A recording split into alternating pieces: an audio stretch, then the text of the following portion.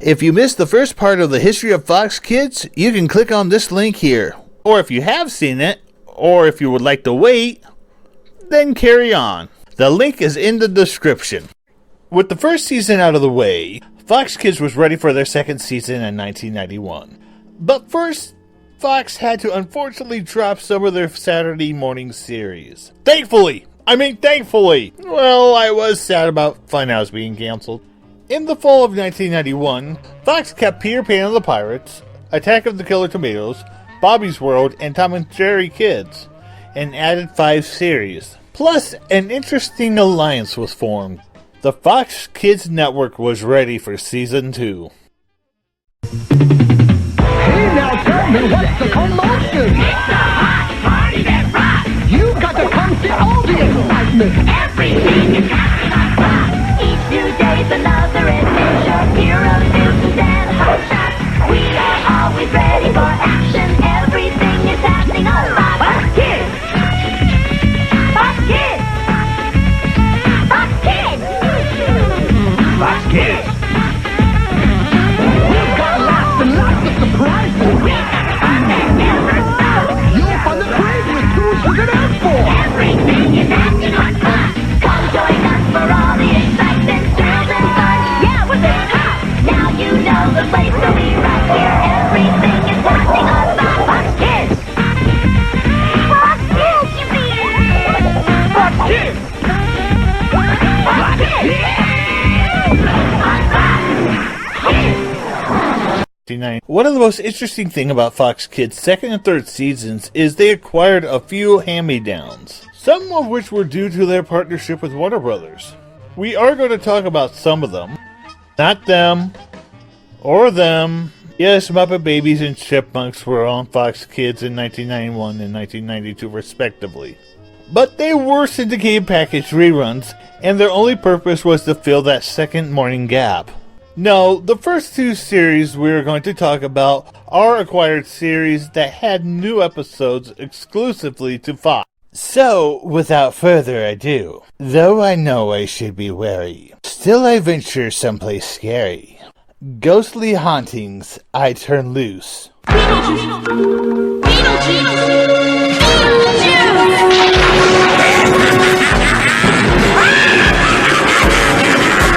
It's showtime! Beetlejuice the series was created by legendary director Tim Burton. It was produced by Nelvana Limited, the Gelfand Film Company, and Tim Burton Inc., and distributed by Warner Brothers Television. In a way, Beetlejuice had a lot of firsts for a cartoon. It may be the first cartoon to use gross-out humor. You know, the belching, farting, nose-picking, bug-eating cartoons that we loved as kids, but detest as adults. My mama said that's not nice! This series might be the one that started it. It was also probably the only series that had new episodes on 2 different networks at the same time. Remember, ABC started to air Beetlejuice in 1989, 2 years before Fox Kids picked it up. This may have to do with what a lot of companies do when a Saturday morning cartoons become a hit.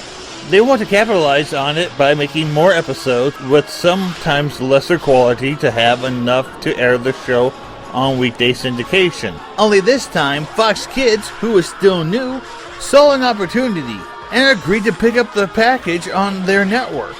ABC may have lost out by limiting their cartoons to just Saturday. You also had new episodes on ABC as well, but none of them ever aired on Fox. As for the show itself, how often do we get despicable main characters in cartoons? I mean, for that time period. Oh, shut up! The ghost with the most is still one of the most intriguing cartoon characters to this day. He's crass, he's rude, and can be obnoxious. But yet he's still likable. I'm a whiz at brain teasers.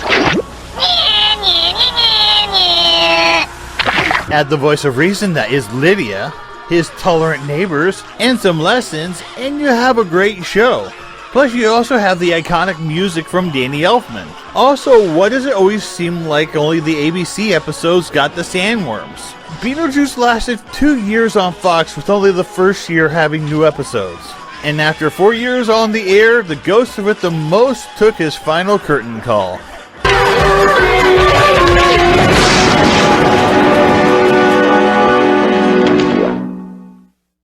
Now we get to the most excellent cartoon to jump from one network to another. Not. Bill and Ted's Excellent Adventures is another acquired show that jumped from CBS to Fox. When it did, a lot of things changed about it. The original voice cast from the first season were Keanu Reeves, Alex Winter, George Carlin, and Bertie Casey, who reprised their roles from the movie. The Fox Kids version said nope to that and hired new actors. The original animation studio was Hanna-Barbera. The Fox Kids version said nope to that and went with Deke Animation. Truthfully, although Deke Animation was cheaper, it looked a lot better than Hanna-Barbera. Hanna-Barbera's animation just looked sloppy at times, as if no effort was put into the series. The show itself is a product of the 90s, with annoying hip catchphrases. I blame Ninja Turtles. I tried to watch this second season with an open mind, but Bill and Ted's voices, wow, it's like watching an episode of Speed Racer. I did not think you played that loud. While we are here, we can scope out these irreplaceable works of art. Bill, we should vacate these premises before opening time. I don't get it. It's not even a dub over, and it's still this bad. Part of the problem may have been the script itself. As odd as it sounds, this is some of the most complicated dialogue I have ever heard in a cartoon. Bill, we fractured that statue. Fragile is an understatement. She's most heinously disarmed. Maybe we can glue her arms back on. No way! Those arms must have been flagrantly defective. They were totally pulverized. I wonder how many takes it took them to get it right. This is a show that is focused too much on dialogue and it suffers because of it. Because the actors are so wooden. It comes off as cringy and annoying and not fun to watch. If you think that since the show explores history, it has some educational value, you are dead wrong. It pretty much makes it up as it goes along. It all ends up being annoying and boring at the same time. It's amazing how disconnected cartoon producers are from the show's target demographic. But that is a problem when you live on the West Coast. You only connect to a very small group of viewers when you try to parody teenagers and think that every teenager talks and acts like the ones on the West Coast. That's why shows like Bill and Ted's Excellent Adventures and Yo Yogi does so badly, because it doesn't appeal to the audience as a whole. But then you might say, why does a movie like Wayne's World do so well? I would say this, Dana Carvey and Mike Myers are not from the West Coast. They are making fun of you. Even the original Bill and Ted's movies are making fun of you. And yet you can't tell the difference between reality and a parody? Only 5% of teenagers act like this. Therefore, only 5% will tolerate this show. The second season only lasted 8 episodes and did not continue for a third. It was followed up with a live-action TV series with the same actors who voiced the characters on the second season. As for that, well, it lasted only 7 episodes. Party on, dudes. Excellent!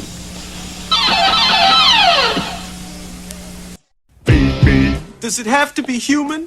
Does it have to be mine?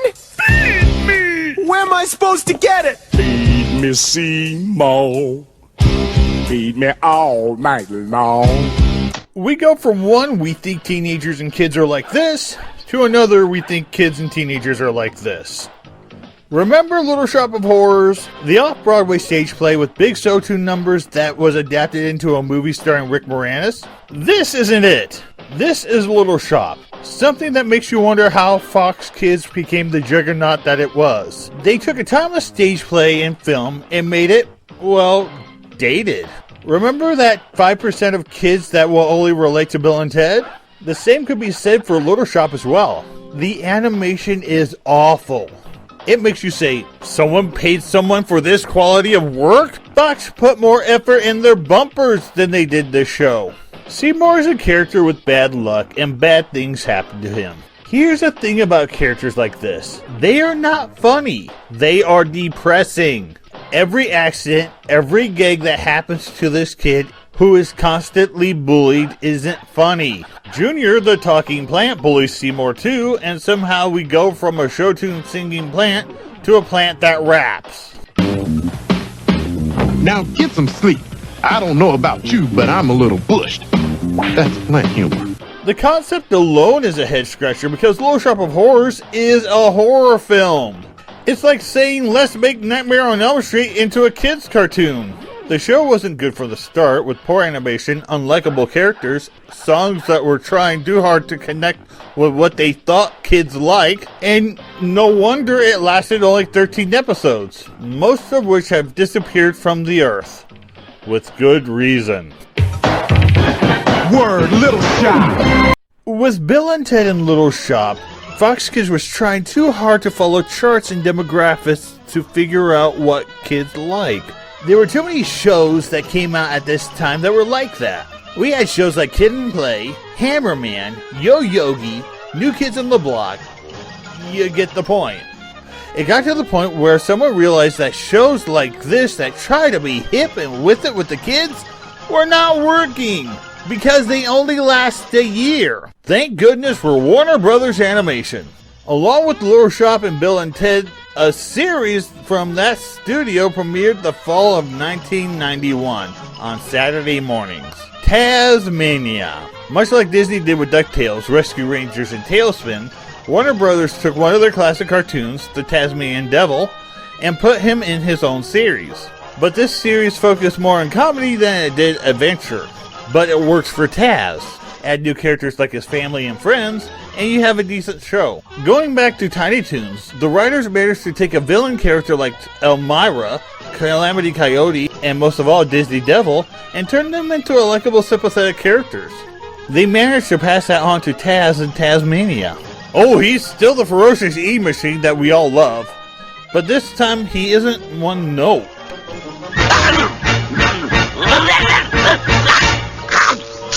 If I do have a problem with the series, it has got to be there are way too many characters that try to take advantage of Taz. They're all listed in the song, but characters like Didgeridingle, Buddy Boar, and the Platypus Brothers could be all rolled up into one. I do enjoy the rest of the characters, although many of them do not get much screen time as they should. I wonder why I suddenly have this incredible impulse to say, fluffer and fluckatash. Oh, I thought I saw a Woody Wombat. Tat.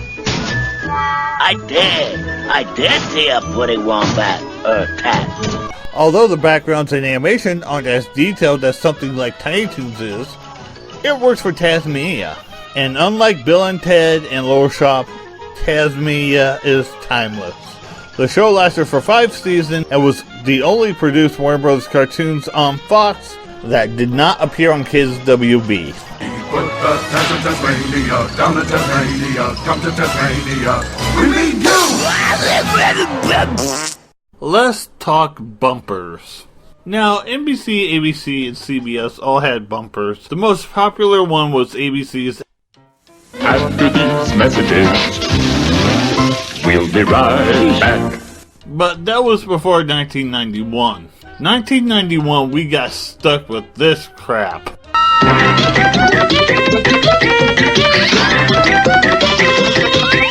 be back! Pee-wee's Playhouse will return after these messages. After these messages, we'll be right back. Yep, I want to smack everyone. We have Annoying, we have the product of the 90s, and we have the guy from the 7-Up commercials. Or was it Sprite? I don't care. And then we get to the Fox Kids characters. First, on Saturday morning, we have to suffer through Franken Fox. What is this? What even is this? This is offensive in I don't know how many ways to my senses. I know they're trying to make it like a classic cartoon, and a lot of effort was put into these, but he is annoying. He also only lasted 1 season. The other character is Dynamo Duck. Some sort of action hero duck, which I guess could be offensive considering they used a baby duck for it, but it is so adorable. And sometimes they would have these mini movies after an episode. Dynamo Duck lasted for 2 seasons before he was replaced by generic Fox Kids, but at least that's better than millennial Fox Kids. But we'll get to that later. Sheesh, whoever heard of a duck getting seasick? We'll be back in a jiffy.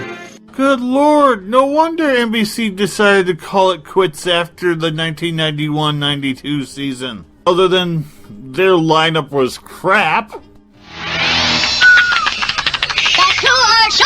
After 2 years under its belt, it seemed like the time was right for Fox Kids to expand not only their Saturday morning lineups to 4 hours, but also expand their weekday lineup to 3. The shows that left the network, Killer Tomatoes, Bill and Ted, Little Shop, were the ones that really needed to leave. But you also have to add Peter Pan and the Pirates to that list too, which was in reruns anyway. But what we lost was nothing to compare with what we got. Now, Fox did get the syndicated package of Alvin and the Chipmunks to cover a weekday morning slot. And then we also got Tiny Toons and Merry Melodies to cover 2 slots in the weekday afternoons. The 1992 season was an important season for Fox Kids. But it was also weird. For some reason, Fox decided to run the old George of the Jungle cartoons. And if that isn't enough, they also ran the 1980s version of Mighty Mouse from CBS. But again, those were acquired cartoons with no new episodes. Let's get to the series that did have new ones. In 1989, NBC aired an interesting show by Muppet creator Jim Henson called The Jim Henson Hour. It was a look at Henson's unique vision and creativity.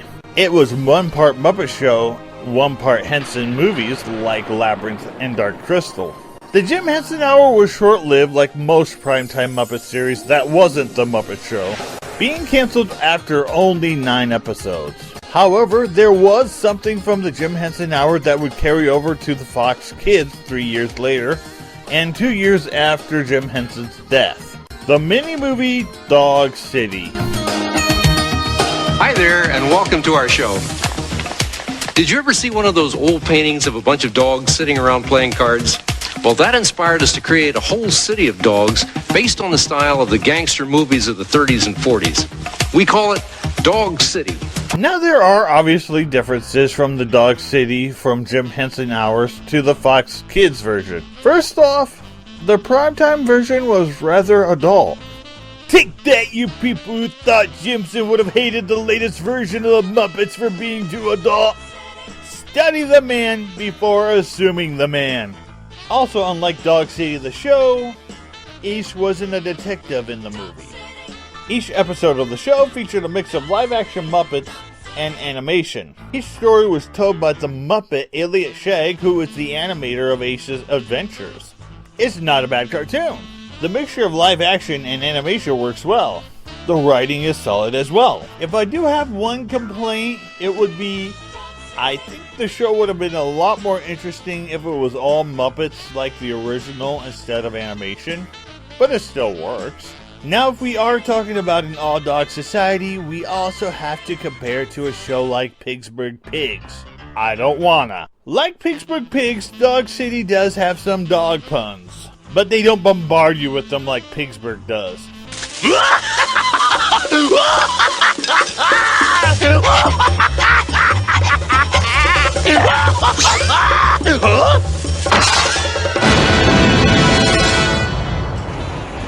Bad dog, I should never have taught you that game.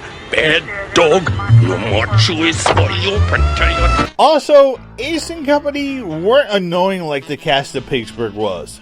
They go for how a dog acts and how a human treats them gags, which works pretty well. The downside is Dog City might have ruined Road Rovers a little bit, since they pretty much did the same gags. Road Rovers came out a year and a half after Dog City was canceled. I hope you enjoyed Dog City. We had a great time making it. I didn't like the ending. Well, I can believe that. Anyhow, that's our show for tonight. Come back next week for more fun and adventure. And more dogs? Well, I can't really promise that. Anything else would be senseless. Do you know what keeps kids glued to the TV sets? An extremely violent title sequence! Eek the Cat was created by Savage Steve Holland and Bill Kopp, and was produced by Savage Studios, Nirvana, and Fox Children's Productions. And let me tell you, I have never seen an animated series that only exists to put the main character into situations where they can be hurt constantly. Oh, shut up! Eat the Cat is non-stop slapstick from the start to finish, and sadly is likely a series that could not be made today unless it was on something like Adult Swim. Now give me my helmet. Oh boy.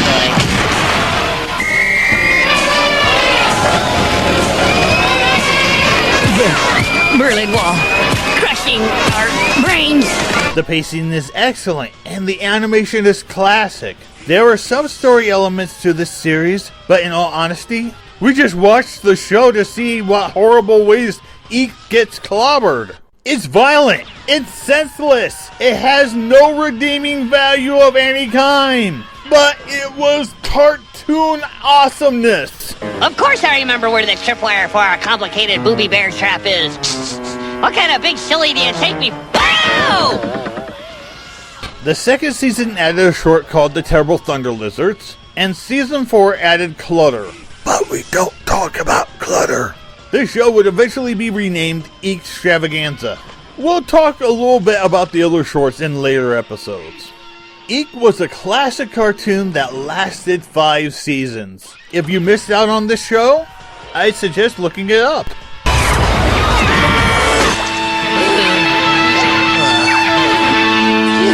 What a ride!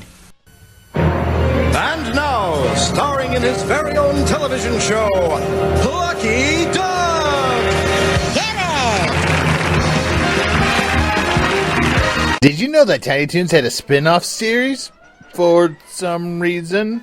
When Tiny Toons jumped from syndication to Fox Kids, it also brought with it a spin-off series, The Plucky Duck Show. I shouldn't even be talking about this series since it's just a bunch of old Plucky Duck shorts from Tiny Toons. But it did have new episodes. 1 new episode. I don't understand the idea of giving Plucky his own series since he is part of the main cast on Tiny Toons, which was still showing new episodes with Plucky Duck cartoons.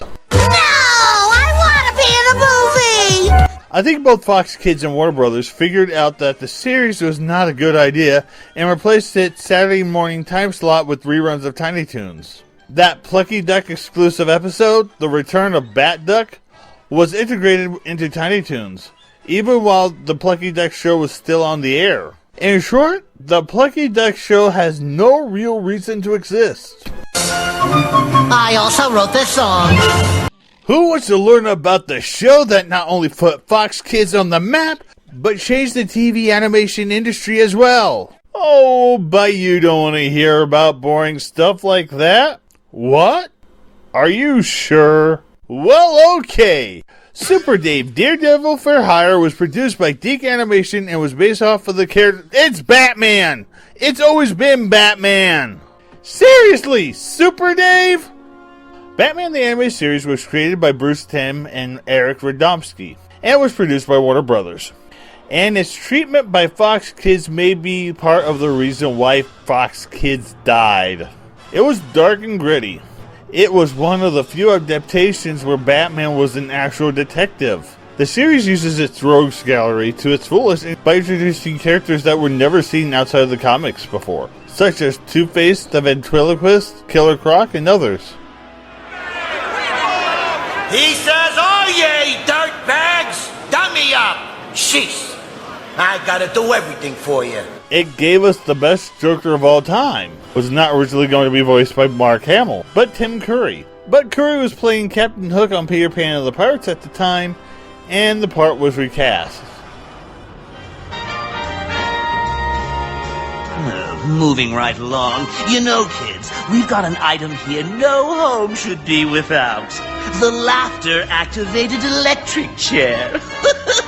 Yes, sir, the merest titter or guffaw starts the chair's generator revving up towards maximum zappage. The series gave us a Mr. Freeze that had a tragic backstory that we cared about. And it also gave us the original Harley Quinn. Each story was smart, the animation stunning, and the Fox censors had problems. It was a little too dark. Now, Robin was in the series off and on when the story needed him. Out of the original 65 episodes, only 11-ish had Robin. So, to be more kid-friendly, Fox wanted more Robin during the second season.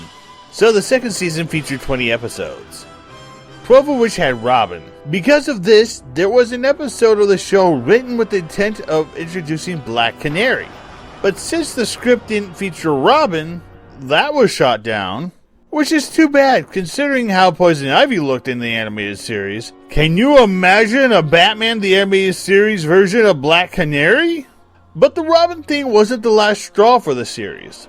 That came down during the third season when Fox showed favor for a certain series over Batman, when they pulled the series from the weekday afternoon lineup to Saturday mornings. This move made Warner Brothers cross with Fox, and while Batman was still under contract to air on Fox Kids for 2 more seasons, Warner Brothers decided to pull one of their more popular shows and moved it to their new Kids WB network. Stuff your advice, Batman. You and your stone-cold heart. You don't know how I feel. Warner Brothers pretty much took their ball and went home. We'll get to that show later. Batman was a success. It drew in ratings and even moved to primetime for a short period of time. While Warner's never repeated the success of the original Batman the Animated Series, you can still see some of the series' influences, especially in Young Justice. Poison Ivy. It's been a long time, Harvey. You're still looking halfway decent. Half of me wants to strangle you. And what does the other half want? To hit you with a truck. We used to date. In 1992, Fox Kids learned from their mistakes and from their successes from the past 2 years.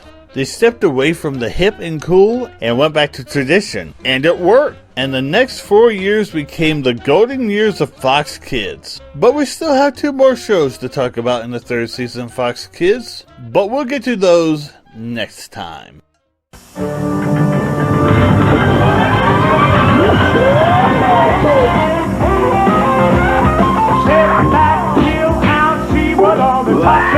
Everybody knows it's on Fox.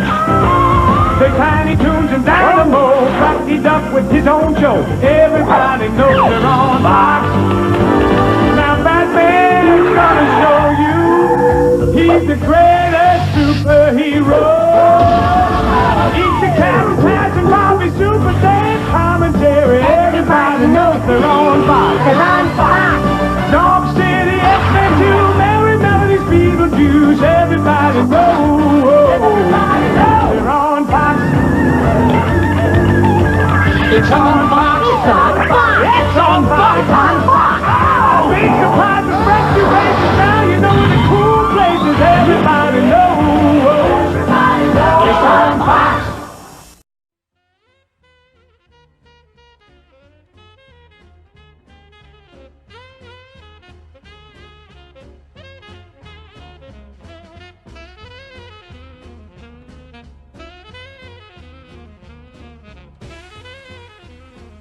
I now have a Patreon account. This is where you can show your support and help me to improve my content by becoming a Patreon. You can get rewards by supporting me, such as seeing content before it's released, exclusive artwork, make requests for reviews, and you can even take part in a review. A link to this and all of my social media accounts are in the description. Thanks for watching.